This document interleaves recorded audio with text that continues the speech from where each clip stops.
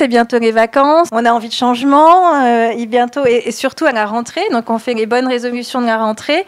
Et donc, on a aussi décidé pour terminer cette conférence de chacun vous donner nos petits conseils pour bien préparer la rentrée. On va vous les expliquer. Et puis, comme vous ne lisez pas tout, on vous a préparé une petite fiche que vous pourrez emporter.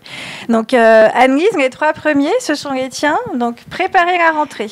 Comment tu vas faire? Alors, effectivement, les vacances, on a tous hâte d'y être et on n'a surtout pas envie de penser à la rentrée. En revanche, c'est quand même pas mal si on peut prendre ce petit moment avant le départ de ranger. Et là, je repasserai bien sûr la parole à Peggy, mais de ranger et de justement...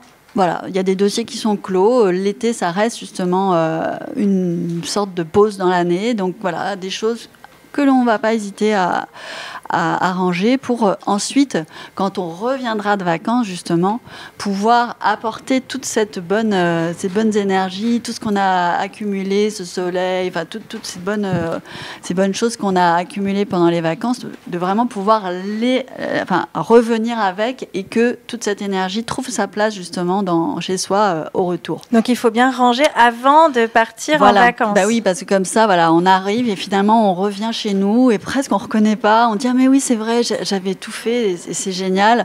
Et voilà, on a déjà l'esprit tranquille, on revient déjà dans des bonnes conditions, je dirais.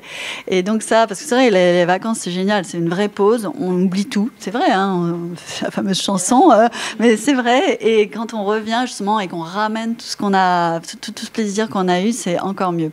Parce que là, on va vraiment surfer sur cette vague d'énergie pendant plusieurs semaines. Et après, on peut se sentir bien dans un hôtel, dans une maison qu'on a choisie, qui ressemble pas, on a été belle sur les photos, puis on arrive pas tout à fait comme on l'avait prévu.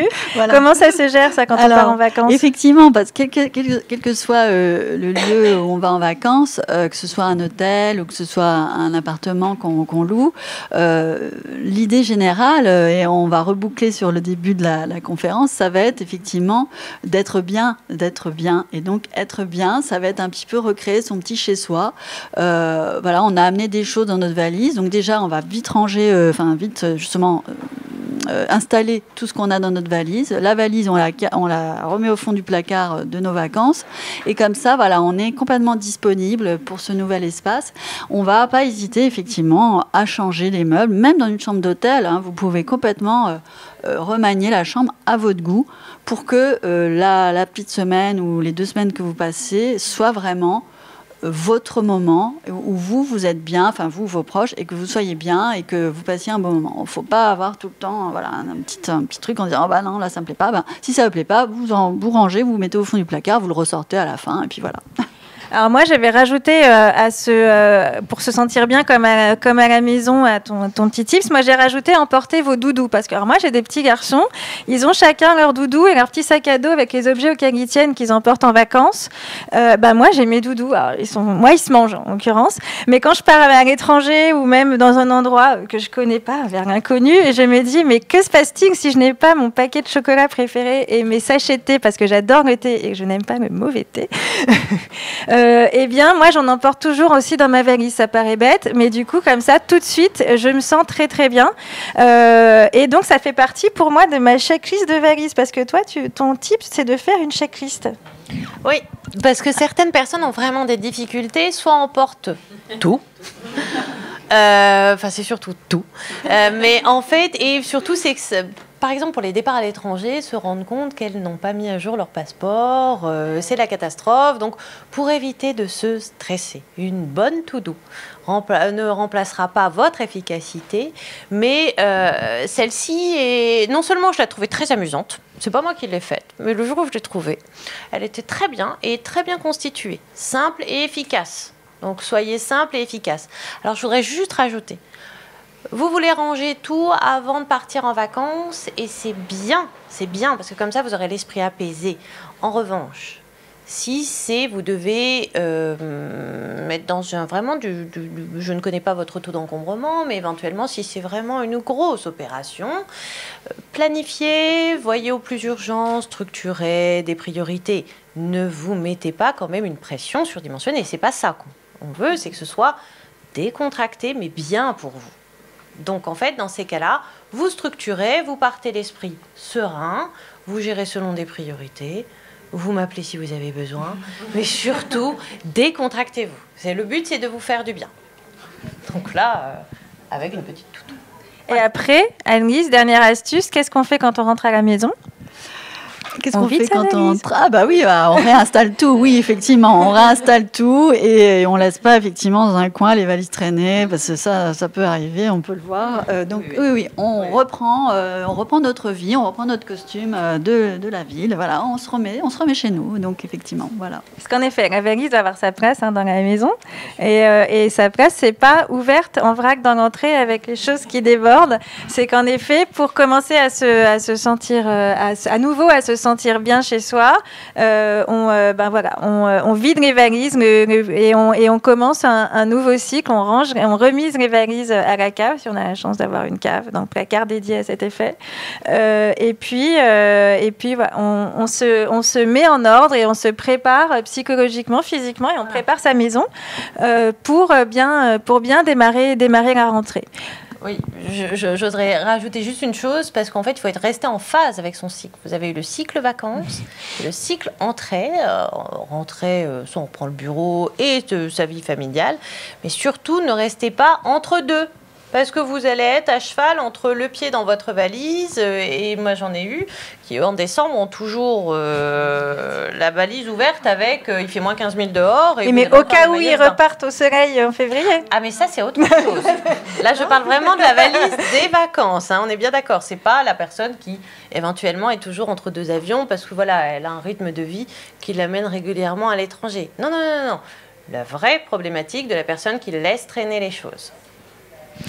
Voilà, donc merci beaucoup d'avoir été là aujourd'hui. Est-ce qu'il y a des questions, des personnes qui ont des questions spécifiques, qui veulent tout de suite prendre rendez-vous avec Peggy pour organiser la valise des vacances on peut effectivement, là après ça dépend vraiment du rythme de chacun et de vos besoins, parce qu'en fait est-ce que vous êtes toujours comment vous devez vous présenter pour aller au travail, etc.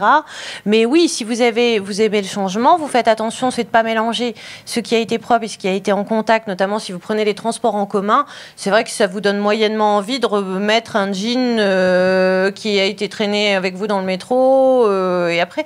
Mais en fait là, ce sont vous faites des sas de décompression en fait, dans soit un dressing selon ce que vous avez comme rangement, mais surtout vous évitez en fait, c'est de créer une barrière ou un empilement qui va être complètement nauséabond pour la bonne circulation des énergies pour bien dormir. Mais ça c'est des astuces, mais là c'est difficile de vous répondre directement dans le sens où je ne connais pas votre pièce, la structuration de votre vie et vos besoins par rapport à ça. Parce que j'oserais dire même, ça dépend si vous avez la possibilité d'avoir même une buanderie, d'avoir ce qui est en cours, enfin tout dépend comment est structurée aussi votre habitation. Ouais, après, comme tu disais toi-même tout à l'heure, on ne peut pas être non plus parfait en permanence, c'est pas l'idée. Mais en fait, si vous savez que le soir vous êtes fatigué, vous n'avez pas le temps, c'est justement organiser sa chambre ou son dressing en fonction, c'est-à-dire avoir une espèce de fauteuil dédié pour jeter les vêtements du lundi au vendredi, et puis par contre le samedi, on prend le temps de les réorganiser, de les ranger au bon endroit. Mais en effet, l'idée, c'est de ne pas en avoir partout. Pas mélanger le propre et ça surtout pas. Mais en tout cas, voilà, c'est se dire, il y a un petit peu, c'est mon sas de transition, c'est le fauteuil devant le placard, je mets les vêtements dessus, ou alors d'avoir un valet. Ça revient, c'est très élégant.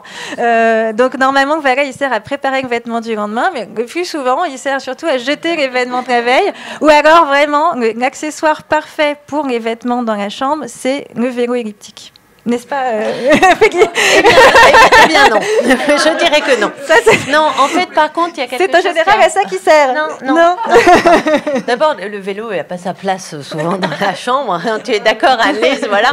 Mais le fait est, c'est que, par exemple, ça, c'est une problématique qui est assez intéressante quand même à aborder, parce que moi, en fait, j'oserais dire que là, faites attention, parce que ce vêtement qui est abandonné, souvent, après, il ne va pas être très frais. Regardez, si vous avez des enfants autour de vous, ils jettent en boule le lendemain, ils sont fripés. J'ai pas envie, moi, d'être dans un vêtement fripé.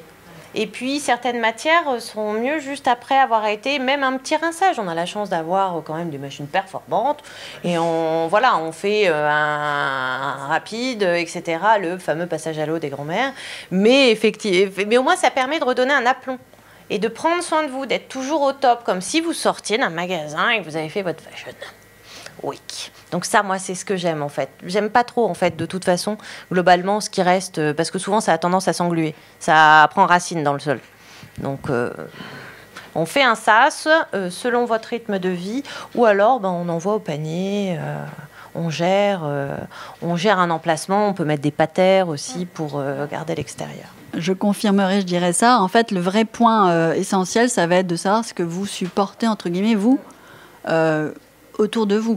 Si vous tolérez, et là chacun va être différent. À nouveau, on retrouve si effectivement pour vous c'est bien d'avoir juste un petit fauteuil dans votre chambre où il y aura la tenue du lendemain, voilà, vous serez, j'allais dire, en phase avec vous-même et vous dormirez du coup bien. En revanche, c'est là où ça va, si ça coince, là évidemment ça va coincer. Après, la difficulté, c'est est-ce que nous on tolère, mais si moi par exemple je ne tolère rien mais que mon mari tolère, comment je fais? C'est une harmonie. Pour respecter chacun l'autre. Donc en effet, c'est là qu'on organise des zones et on éduque chacun pour en gros respecter. Oui, alors, chacun respecte. On organise l'espace. On organise pour l'espace. qu'il reflète ça. Donc peut-être à ce moment-là, si toi tu es gêné par ça, à ce moment-là, tu vas t'organiser pour avoir un petit paravent ou quelque chose qui cache la zone. Et comme ça, toi tu seras bien et ton mari aussi. Tout le monde sera bien. Merci beaucoup à tous d'être venus. Alors, je sais qu'on a beaucoup parlé de rangement, mais il y a quand même plein d'accessoires à choper ici pendant 2 jours. Mais il y a aussi, vous avez vu, nous, on a choisi de faire une plante dépolluante. C'est bien? On est bien, là, on est bon? Alors, on parlait de nature. Voilà, déjà, une petite touche partout, c'est super. Donc voilà, merci beaucoup et n'hésitez pas à faire un tour donc des produits et pour ceux qui l'ont pas fait, donc visitez la pièce derrière où vous enregistrez à d'autres ateliers tout au long de nos 2 jours. Merci. Merci à vous.